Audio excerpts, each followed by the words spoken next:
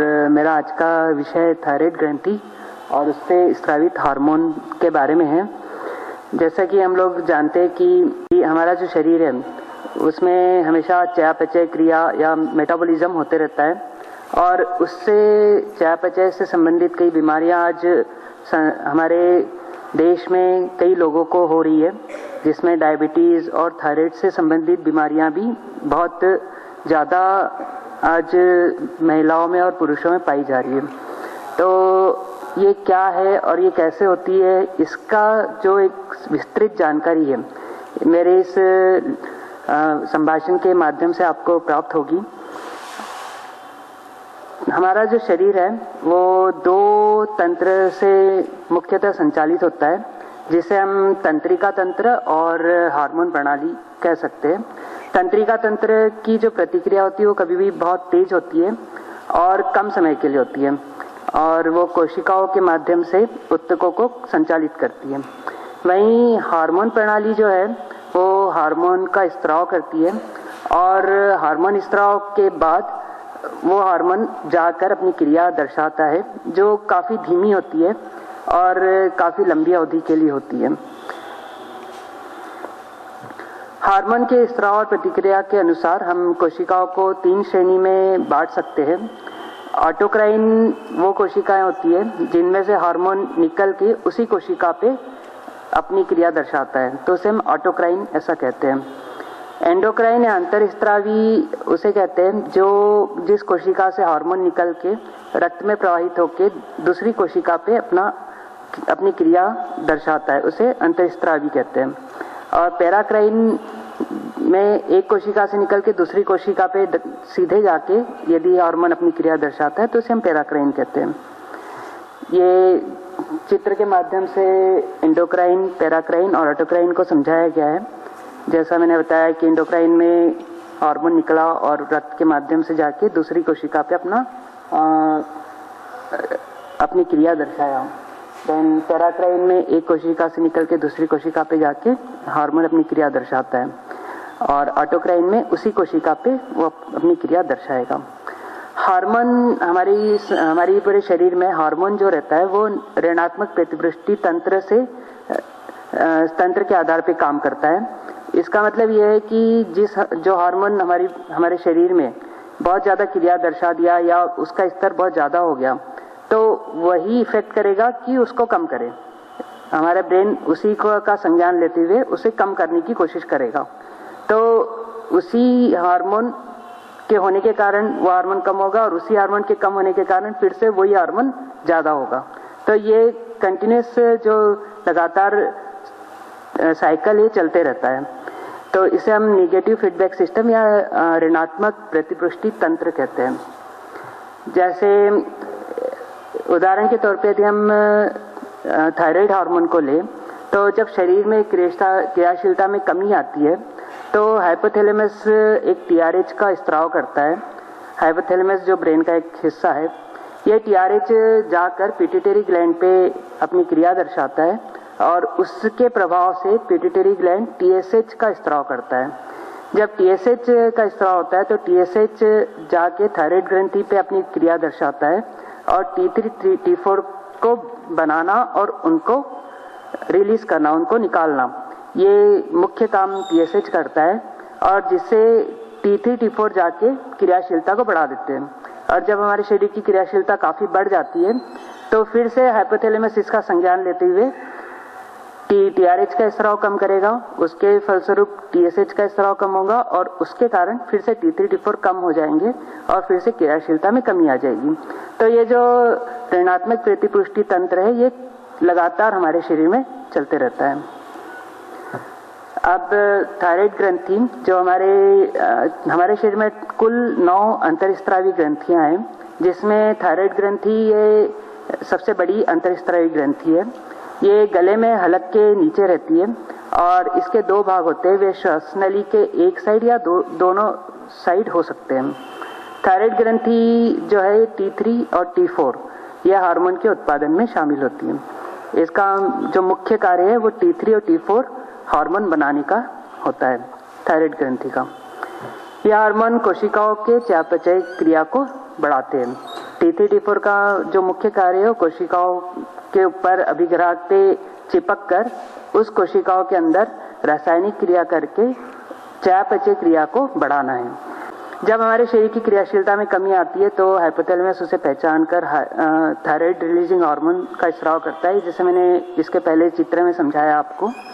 सबसे पहले हमारे शरीर की क्रियाशीलता में जब कमी आएगी तो उसे पहचान कर हाइपोथैलेमस TRH का स्राव करेगा।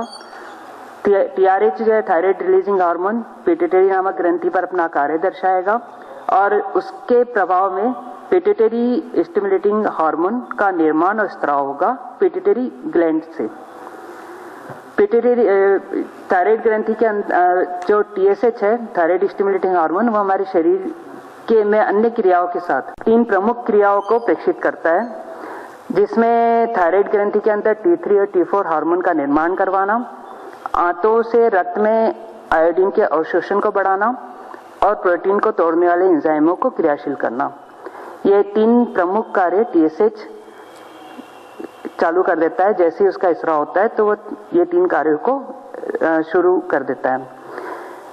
भोजन में जो आयोडीन तत्व रहते हैं उसे भोजन नलिका से रक्त में अवशोषित करवाता है TSH। आयोडीन तत्व को रक्त से थायराइड ग्रंथि ले लेती है और उससे वो T3 और T4 बनाती है। टायरोसिन नामक अमीनो एसिड से संलग्न करके आयोडीन को संलग्न करके T3 और T4 बनाया जाता है। जब ये T3 T4 बन जाते हैं तो थायराइड ग्रंथि के अंदर वो थायरोग्लोबुलिन नामक प्रोटीन से संलग्न रहते हैं, उससे जुड़े हुए रहते हैं। सामान्य प्रमाण में यदि T3 T4 बनाने के लिए लगभग 50 मिलीग्राम भोजन में लिए गए आयोडीन तत्व की आवश्यकता होती है, जिसे आयोडाइड के रूप में रूपांतरित किया जाता है। थायराइड ग्रंथि की कोशिकाओं में बेसल मेम्ब्रेन होती है और उनमें क्षमता होती है कि वो आयोडीन तत्व को सक्रिय रूप से पंप करके कोशिका के अंदर खींच ले, और इस पंप को हम सोडियम आयोडेट सिम्पोर्टर कहते हैं। ये सोडियम आयोडेट सिम्पोर्टर थायराइड ग्रंथि के अंदर की कोशिकाओं के दीवार सेल वॉल पे होता है, कोशिकीय भित्ति पे होता है, और जो आयोडीन को सक्रिय रूप से पंप करके खींचता है, इस क्रिया में वो सोडियम को बाहर फेंकता है और आयोडीन को अंदर ले लेता है।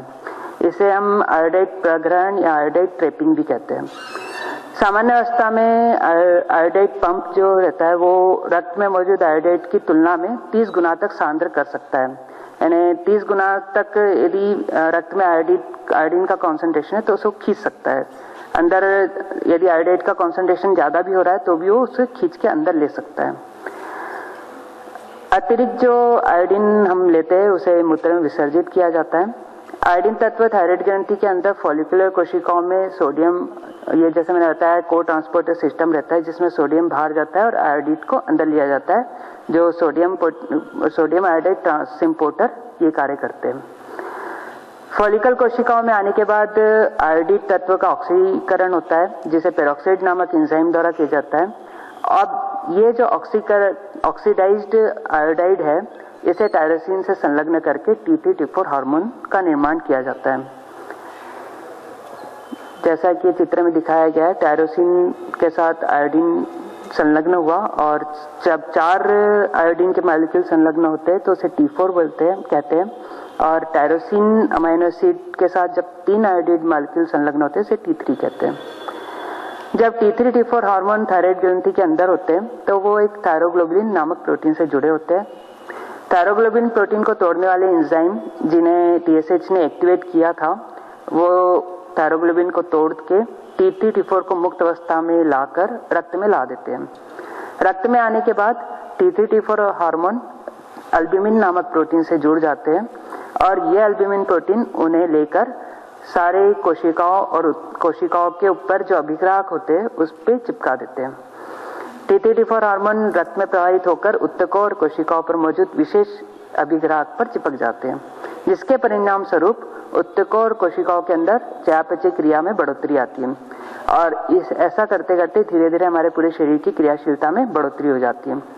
ये मैंने जो पूरा प्रोसेस बताया, ये बताने में मुझे जितना समय लगा इससे काफी कम यानी मिली सेकेंड्स में ये पूरा कार्य होता है हमारे शरीर के अंदर।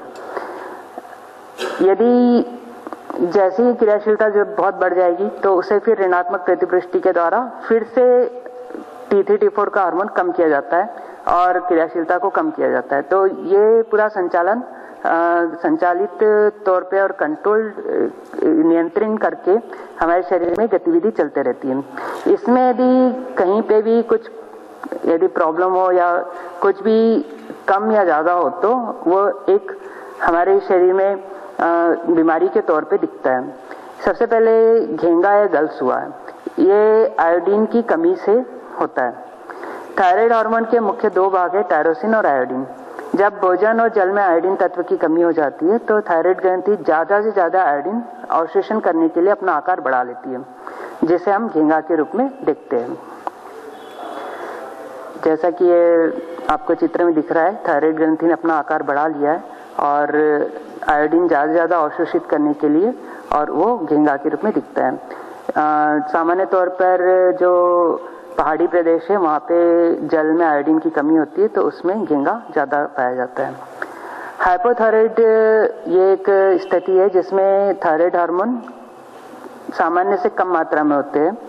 यदि ये बचपन में हो तो बच्चा जो है बौना रहेगा, यानी उसकी लंबाई बढ़ेगी नहीं। और यदि प्रौढ़ अवस्था में हाइपोथायराइडिज्म होता है तो उसमें उसे मैक्सिडेमा कहते हैं, जिसमें मोटापा और आलस्य के लक्षण पाए जाते हैं। जैसे बौनापन का एक चित्र है और मैक्सिडेमा का एक चित्र दिखाया गया है जिसमें उनके लक्षण दिखाए गए हैं। आयोडीन तत्व की कमी कभी आप न होने दें और आयोडीन युक्त नमक के साथ आयोडीन युक्त भोजन, आलू आदि का सेवन करें।